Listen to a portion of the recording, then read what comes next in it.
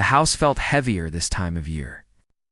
Not in the way furniture or books weigh things down, but in the way silence does, when it stretches too long between rooms. She moved slowly from kitchen to living room, barefoot on the worn oak floor, a mug of tea growing cool in her hands. Outside, the first real snow of December had dusted the yard, soft and even, like powdered sugar over cake. The world looked peaceful. Inside, the quiet was different. It wasn't calm. It was waiting. She'd been putting up the decorations slowly, one box pulled from the attic every few days, like she was rationing them.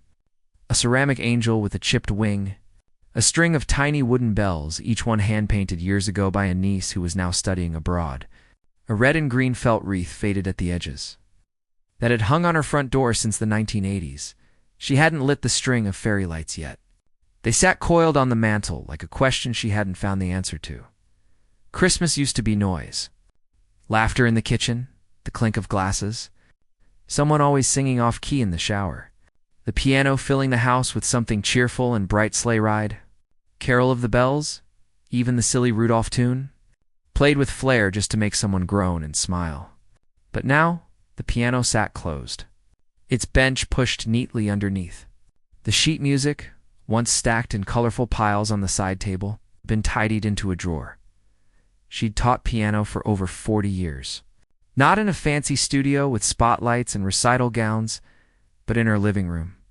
Where kids kicked off snow boots by the door, parents waited with coffee cups on the sofa. And sometimes a dog would wander in and curl up under the piano, tail thumping along to a clumsy scale. She loved it all, the stumbles, the breakthroughs, the proud parents blinking back tears during the spring concert in the church basement. It was never about perfection. It was about sound meeting feeling. About hands learning to speak without words. But after her husband passed 2 years, 3 months and 11 days ago, though she didn't count anymore out loud, the house changed. Not all at once. Just gradually. The piano bench stayed tucked in. The tuning slipped. One day she noticed a thin layer of dust on the keys, and instead of wiping it away right then, she just closed the lid. Not in anger. Not in grief exactly, though grief was part of it. More like exhaustion. Like her hands had forgotten how to begin. Still, she kept showing up, not just at home, but at the place that had, somehow, become her anchor. The Maplewood Hospice. Just a 10-minute drive from her neighborhood. She didn't wear scrubs or carry a stethoscope. She wasn't a nurse or a doctor. She was a volunteer.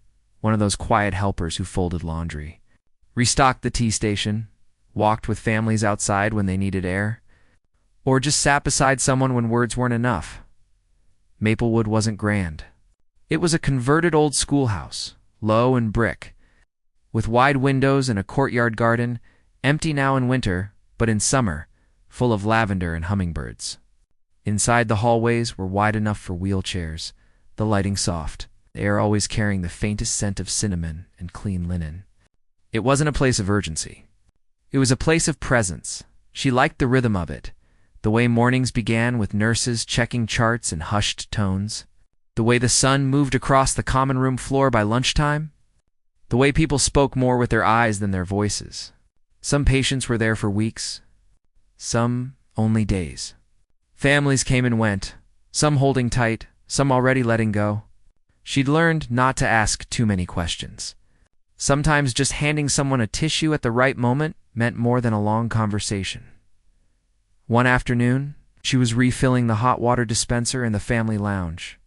It was quiet, just a faint murmur from the TV down the hall and the low hum of the fridge. 2 nurses stood near the window, looking out at the gray sky. One of them, younger, with dark circles under her eyes and a coffee stain on her scrubs, let out a slow breath. She wasn't complaining. She was just thinking out loud. "I wish," she said, voice low. Like she didn't want the walls to overhear. There was something gentler we could offer during this season. Not the usual stuff. Not the loud, jingly carols on repeat. Something that settles the air. You know, like peace, you can hear. The other nurse nodded, stirring her tea. "Yeah, my mom's in room 6. She loves music. Always did." But anything too upbeat just agitates her now, makes her restless. The first nurse smiled a little sadly. I played her a recording of cello once, just one piece. She closed her eyes, and her breathing evened out. Like her body finally remembered how to rest. They moved on, heading back to their rounds. But those words stayed, floating in the air like steam from the hot water tank piece. You can hear. She carried that phrase with her all the way home. She made soup. She fed the bird at the feeder outside the kitchen window, a bold little chickadee that always came at dusk. She watered the poinsettia on the windowsill, its red leaves still bright. Then, almost without thinking, she walked into the living room. She stopped in front of the piano. She hadn't opened it in months. Not since summer. But now her fingers found the edge of the lid. It lifted with a soft creak, familiar like an old friend clearing their throat inside. The keys were ivory and ebony, slightly yellowed with time, but clean. She ran her fingers over them, not pressing, just touching. Then, slowly, she sat. The bench gave a little sigh beneath her. She didn't reach for sheet music. She didn't think about posture or dynamics or whether she was ready. She just placed her hands where they used to live.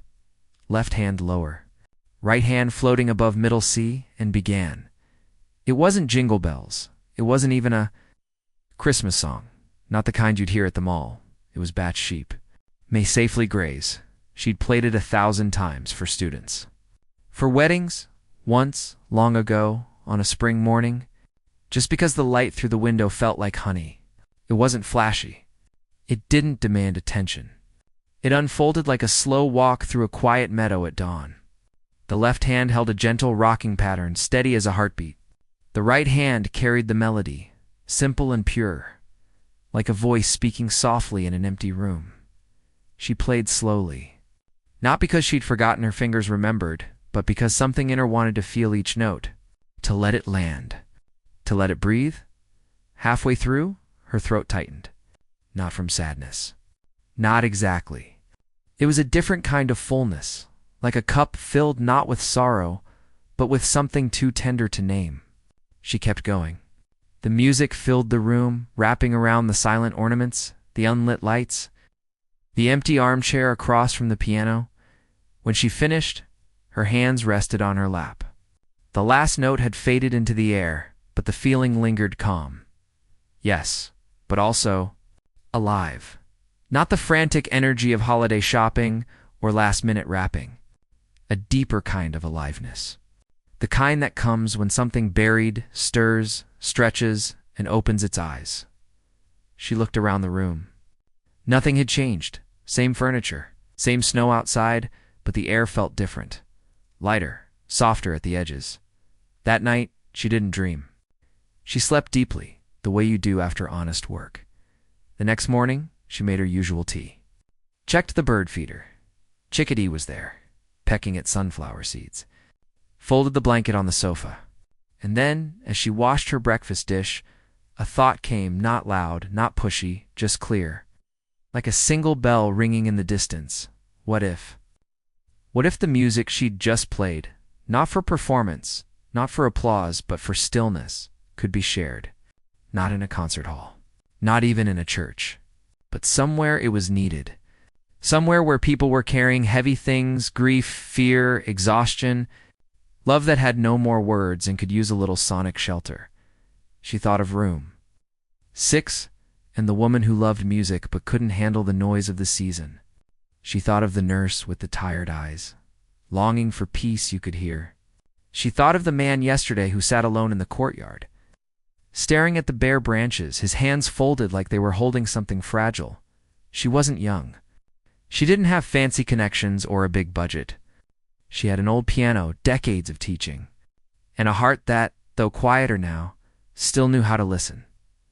By noon, she was in the car driving back to Maplewood, not as a volunteer dropping off cookies or folding towels, but with a question in her pocket.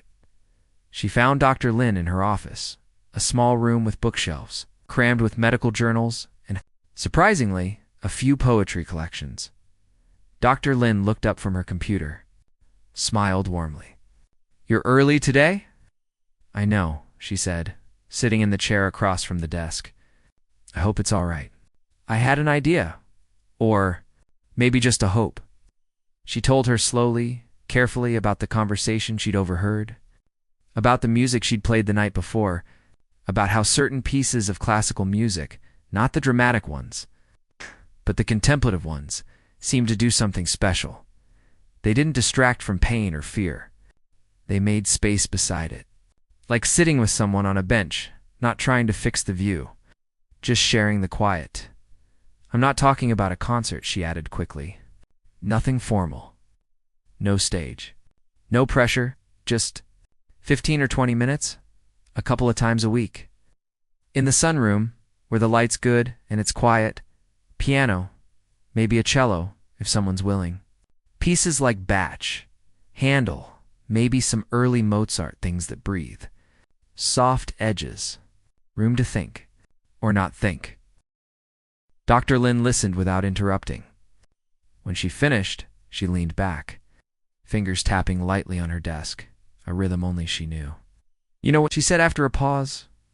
We've tried recorded music before. Gentle playlists.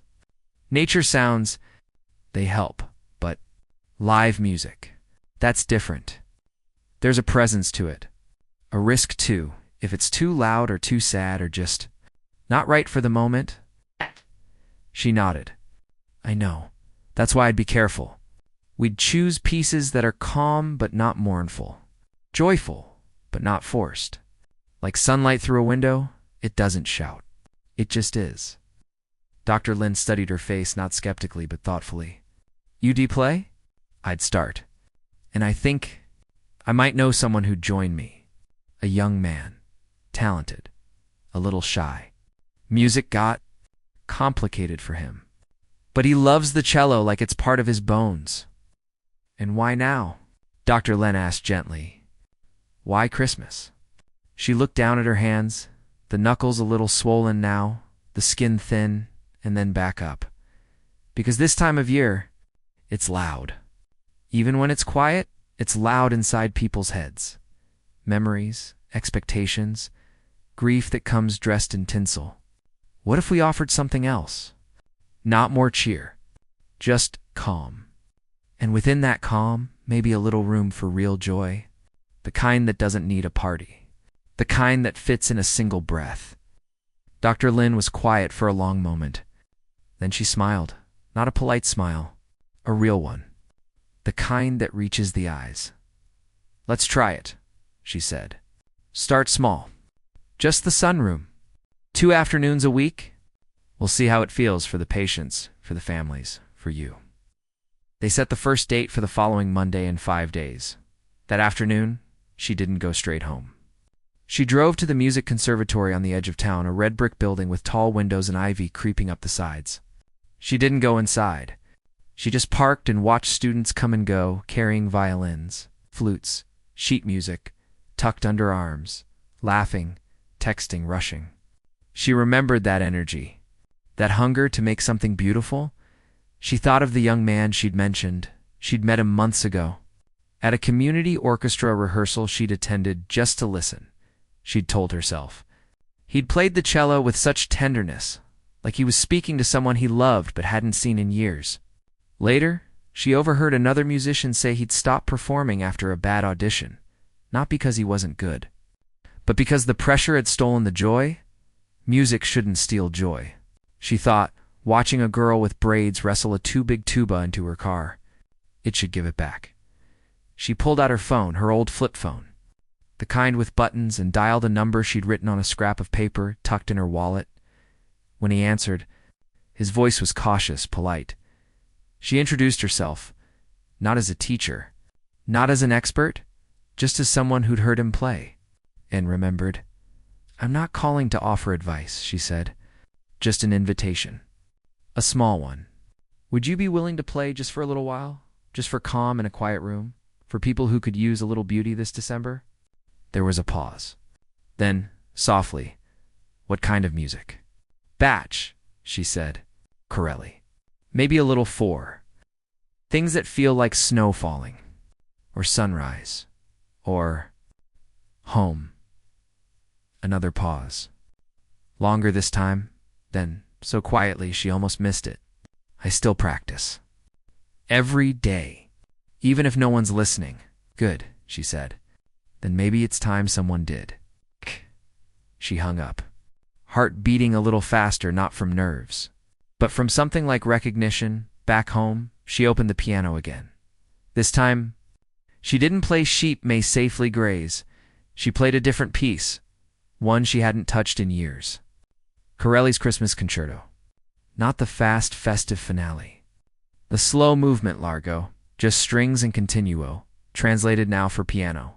It began with a single, sustained note, like a breath held, then released. Then the melody entered, gentle and dignified, like a candle being lit in a dark room. Outside, the snow had started again, soft, steady flakes drifting down. Inside, the music filled the space between the ornaments, the unlit lights, the quiet chair, and for the first time in a long time, the house didn't feel heavy. It felt like it was waiting, not for noise, not for fixing, but for the next note. And this time, she knew she wouldn't close the lid. The first rehearsal happened in the living room on a Thursday afternoon, 2 days before the debut. Snow had dusted the streets overnight, and the world outside looked muffled, like someone had turned down the volume on life. Inside, the air smelled of pine needles from the unlit tree in the corner and the faint, comforting scent of beeswax polish she used on the piano every fall. He arrived early, a young man, tall and a little awkward in his coat, carrying a cello case that looked older than he was, its black finish worn silver at the edges. He stood on the porch, hesitating, one hand raised to knock, the other gripping the case handle like it was the only thing keeping him steady. She opened the door before he could knock. "Come in," she said, stepping aside. "The floor's a little slick near the entry. I tracked in some snow." He nodded, murmuring thanks, and stepped inside, stomping his boots carefully on the mat. His eyes went straight to the piano, not with awe, but recognition. Like seeing an old friend you weren't sure still remembered you. "You kept it," he said quietly. "I did," she replied, "though it's been resting more than playing lately." He set the case down gently beside the sofa and unlatched it. The cello inside was rich amber, the varnish glowing even in the gray afternoon light. He lifted it with both hands, cradled it like a child, and settled onto the bench she'd brought in from the dining room, padded. Sturdy, just right for his height. No one spoke for a moment. She sat at the piano. He adjusted the end pin, tucked the instrument between his knees, rested his chin on the warm wood of the scroll. His bow hovered, motionless. Then, without a word, she placed her hands on the keys and played the opening chords of Corelli's Largo slow open, like a door creaking wide after years of disuse. He listened, really listened, for 3 full bars. Then his bow touched the strings. The sound that followed wasn't loud. It didn't need to be. It was deep, warm, resonant, like a voice speaking from the center of the earth. His cello didn't play over the piano. It wove into it. The piano held the foundation, steady as breath. The cello carried the melody, not soaring, not showy, but tender. Like a hand resting on a shoulder, they played the whole movement once, straight through. No stops, no corrections. Just 2 people listening to each other, letting the music find its own shape in the room. When the last note faded, a soft C in the cello, held just long enough to dissolve into silence, neither of them moved right away. Then he lowered his bow, looked at his hands, swallowed. "That felt like coming up for air," he said. She nodded. "It does that." He didn't rehearse for hours. Just an hour and a half, long enough to run through 3 pieces twice, to try a simple arrangement of In Dulci Jubilo they'd both known from childhood, to adjust tempos, to learn how the other breathed before a phrase began. She noticed how he tilted his head slightly when listening, how his left hand moved with instinctive grace on the fingerboard, how he never rushed, even when a passage felt uncertain. He let it unfold, like he trusted the music to arrive when it was ready. She saw something else, too, when he played alone, just a scale. Warming up, his shoulders were tense, his jaw tight, But when they played together, something softened. Not magically, not completely, but enough like a door left slightly ajar, letting in a sliver of light. Later, as he packed up, he paused. "Why me?" he asked.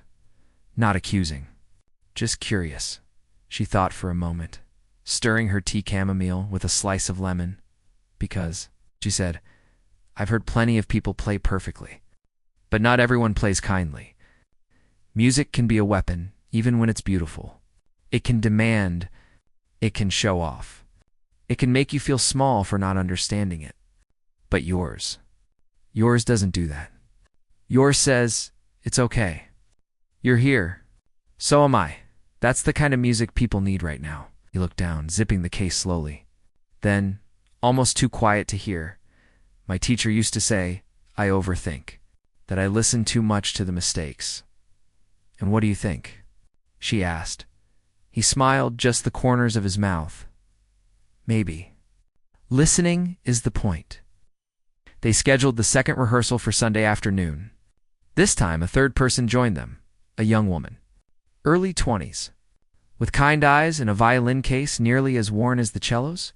She was the daughter of one of the hospice nurses, the one who'd spoken about her mother in room 6. She'd heard about the project and asked shyly if she could sit in. Not to play yet, just to listen.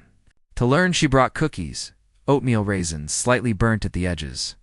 "My first batch," she admitted, setting the tin on the coffee table. "Nervous baking." They laughed.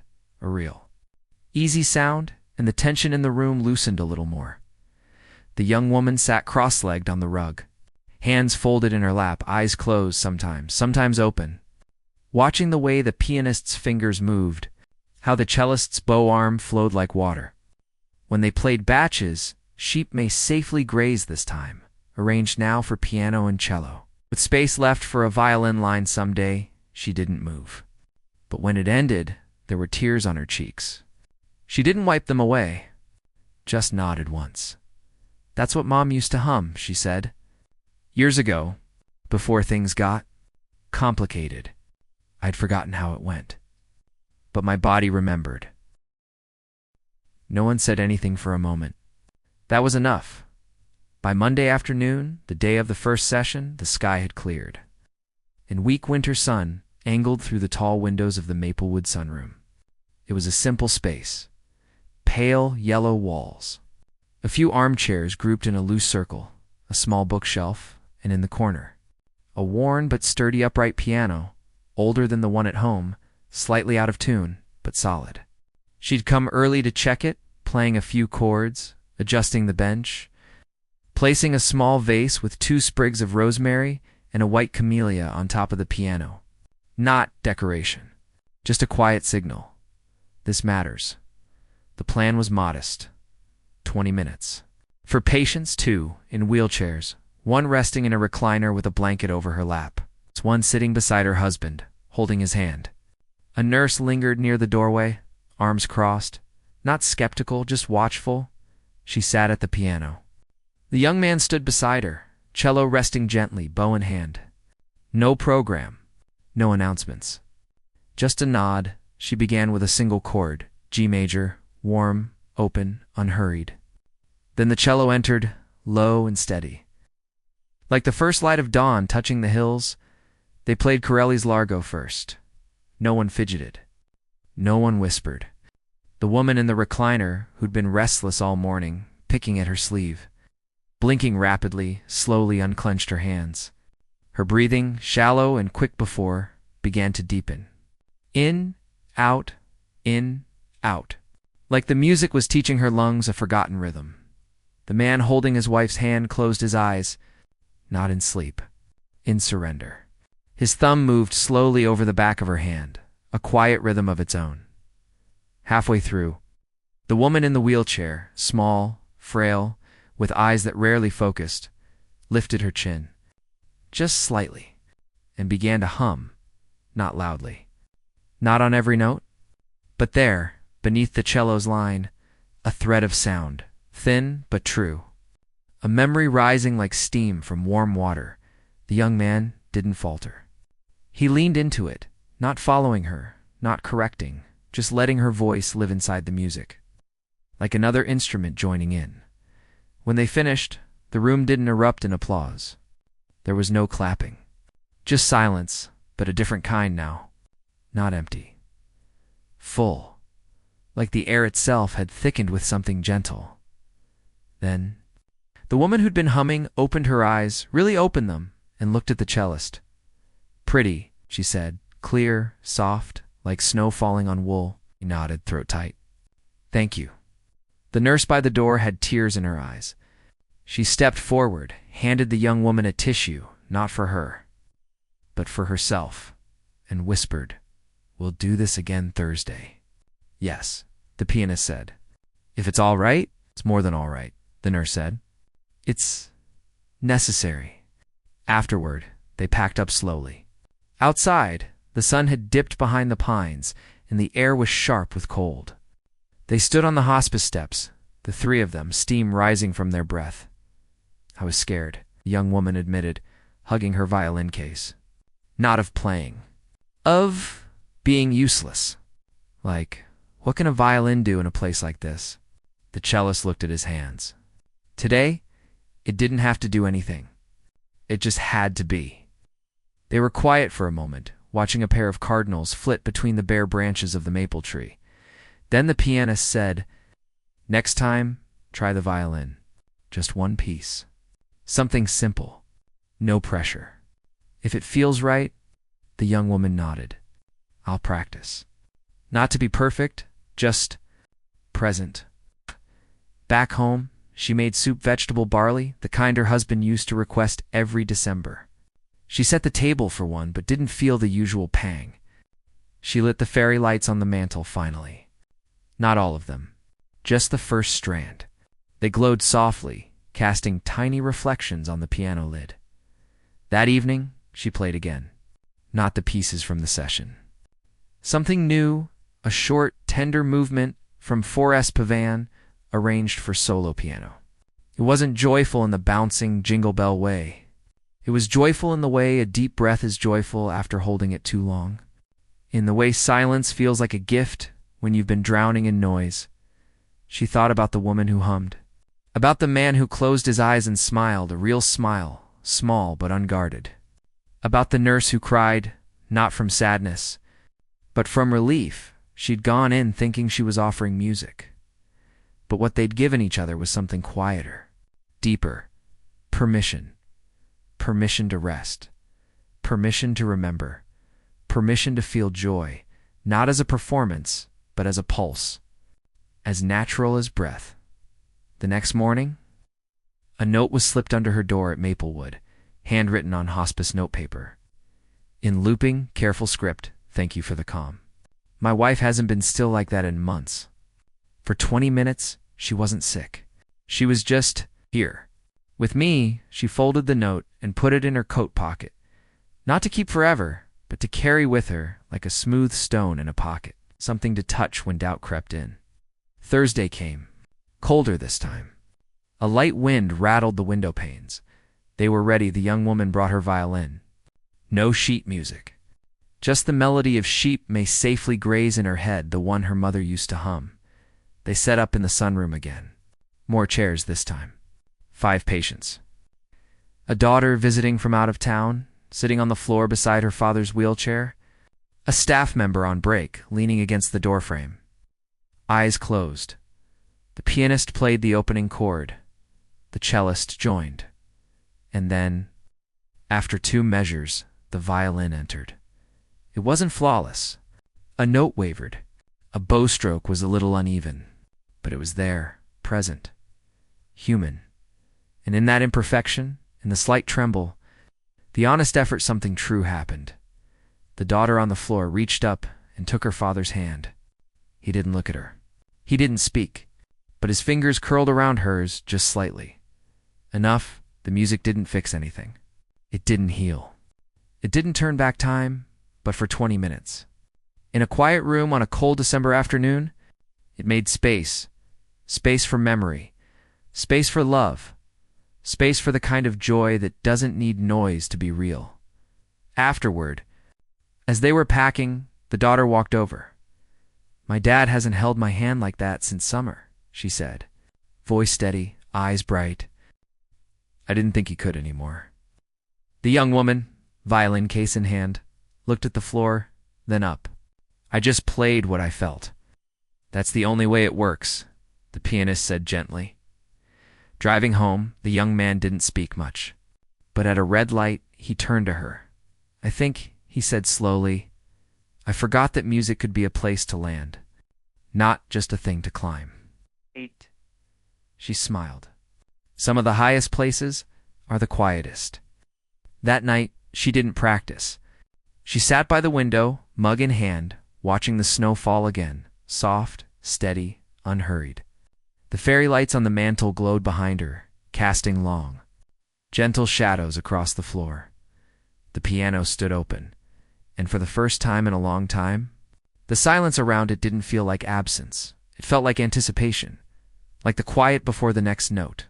Not rushed, not forced, but chosen, with care, with hope, with the kind of calm that only makes room for joy. News travels slowly in places like Maplewood, not through headlines or social media, but through glances in hallways, notes tucked into chart folders, quiet conversations over coffee in the staff lounge.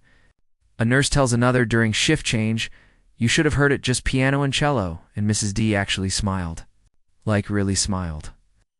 A volunteer mentions it to a friend while folding towels. Something about the way the music sits in the room, it doesn't ask for anything.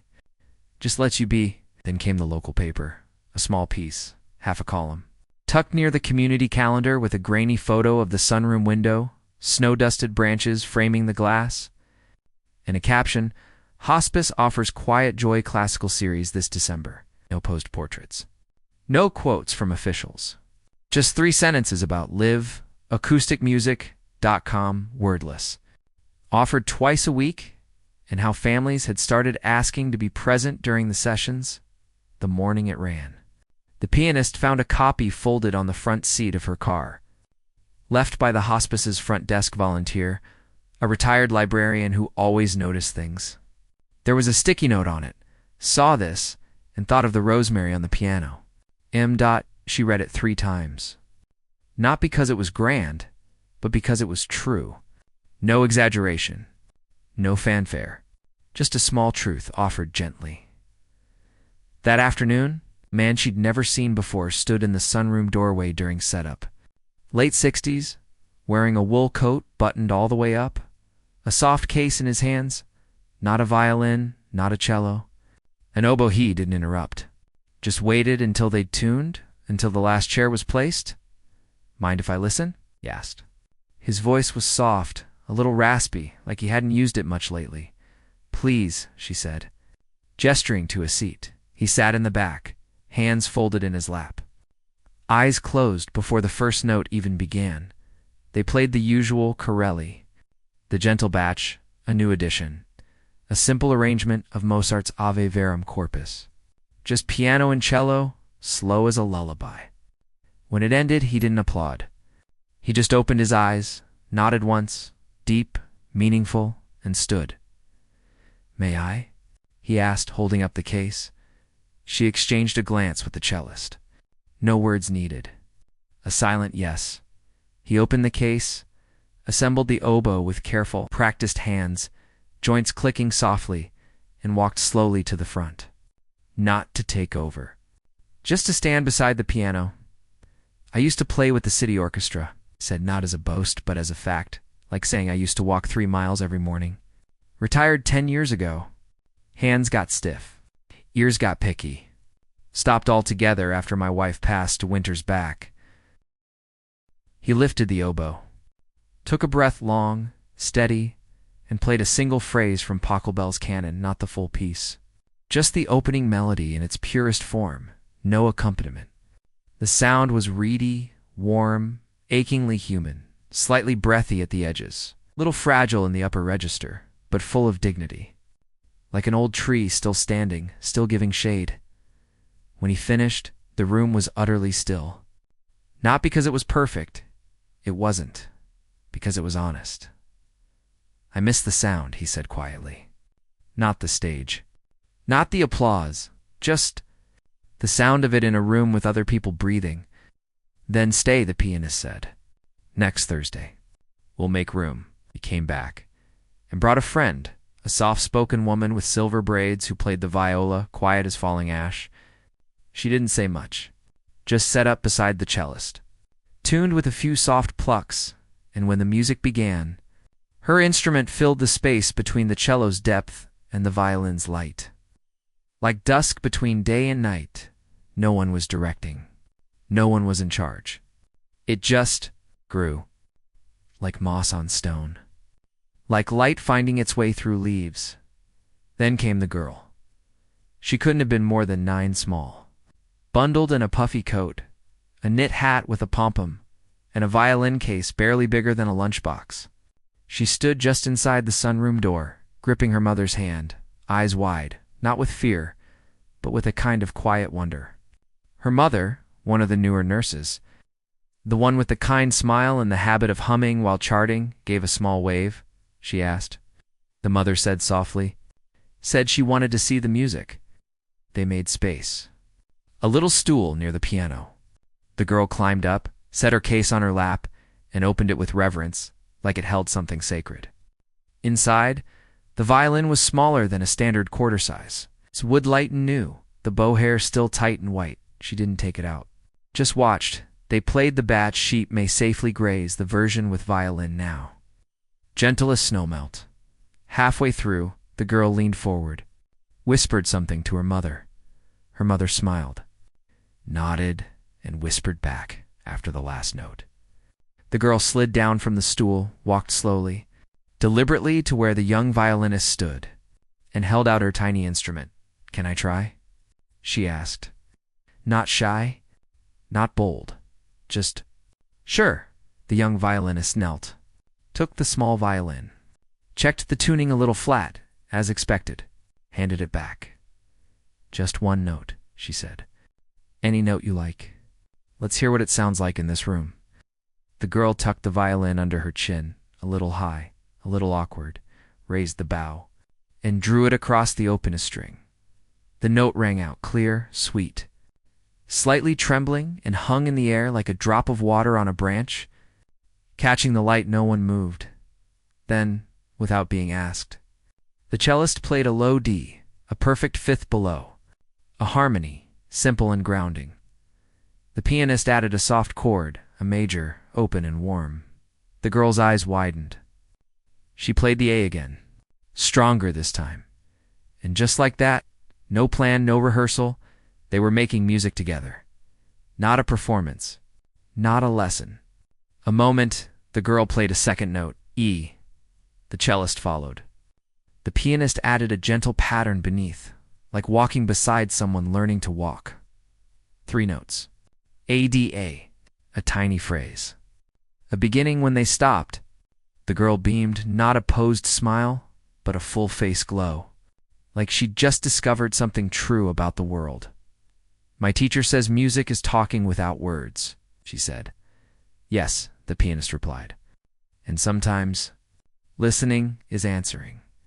Afterward, the girl didn't rush off. She stood beside the piano, running her fingers over the keys, not pressing, just feeling the shape of them. Do you think, she asked, I could come back? When I learn more notes? You don't need more notes to belong here, the cellist said, crouching to her level. You just need to be here. She came back the following week. This time she brought her violin out of the case right away. Practiced her open strings while they set up G, D, A, E, each one a little more confident than the last. During the session, she didn't play with them, not yet. But during the quiet pause between pieces, she played a scale. Slow, careful.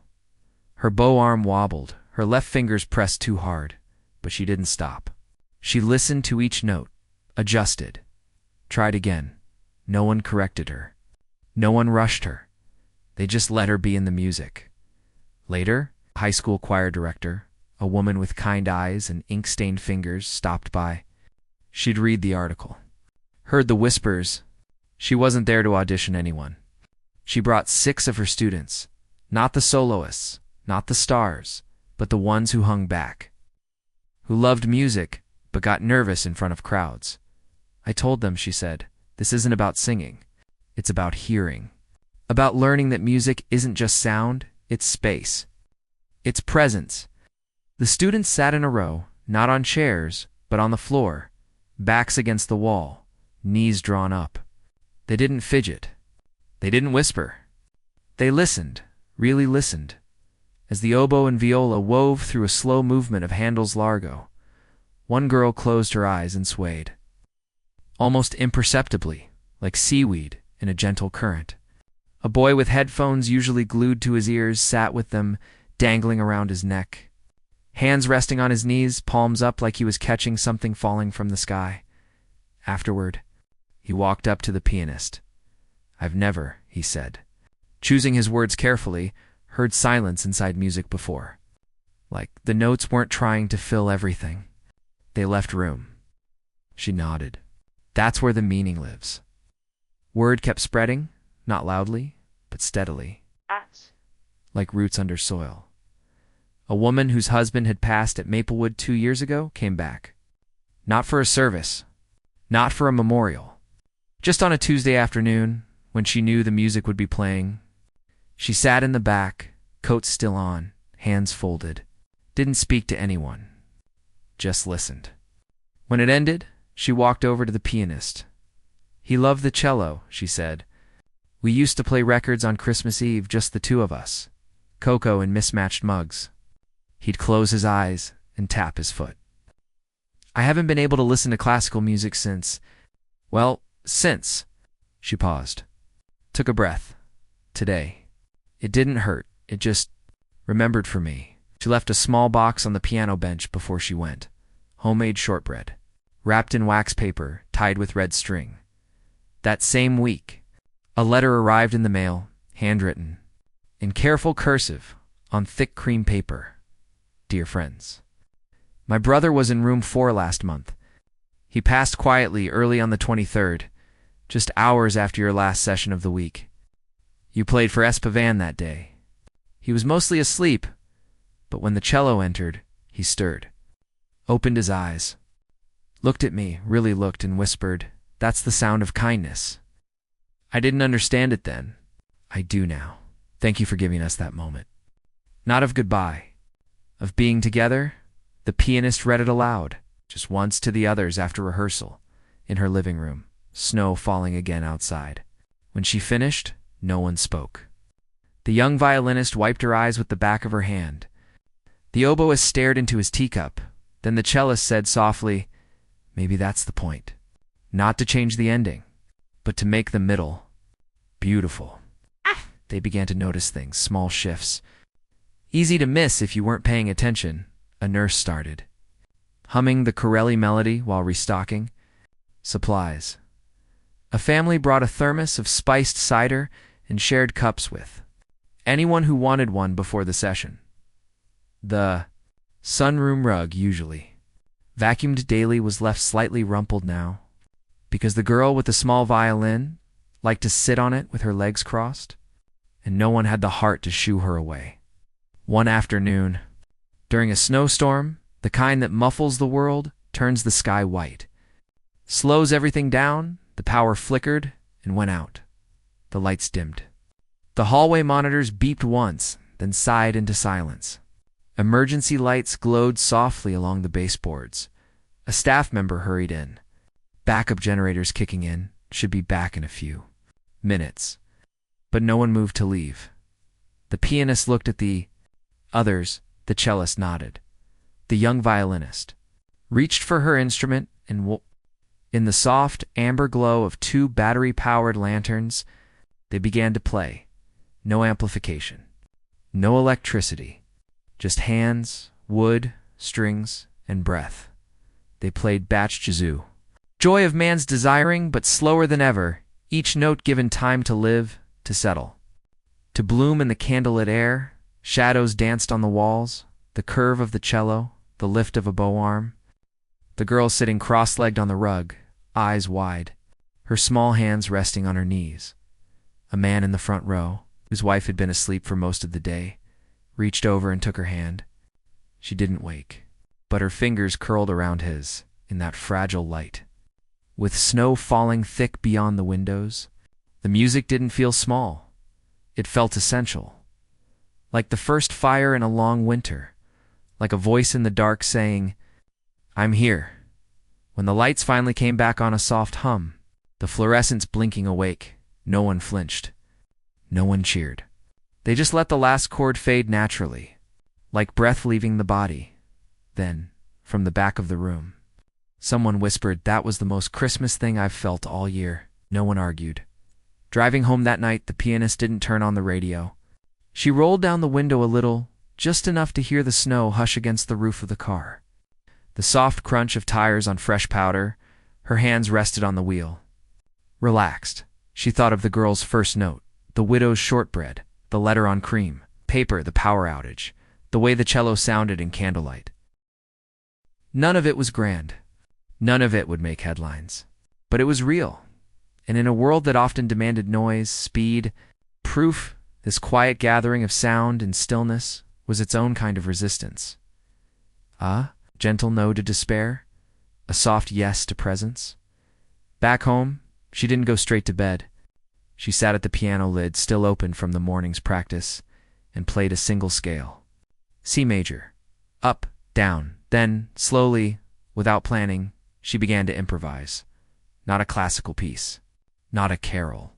Just a simple melody rising, pausing, returning, like someone walking home in the snow. Knowing the door is unlocked, the light is on. The kettle is warm. She didn't name it, but she knew, deep in her bones, that it belonged.